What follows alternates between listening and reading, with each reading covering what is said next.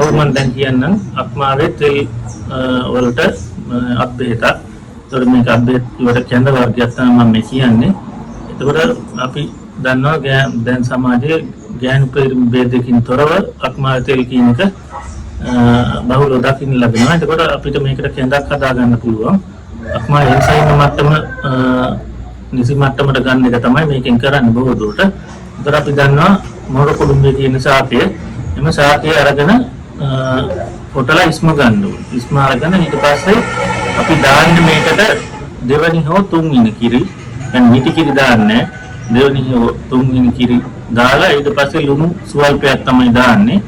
එතකොට මේ ඖෂධීය කැඳක් හින්දා මේක රත් කරන්නේ මද රසණයක් වෙන්න තමයි රත් කරන්නේ. නැත්නම් ගොඩක් රත් කරොත් මේකේ තියෙන ඖෂධ ගුණය නැති වෙනවා.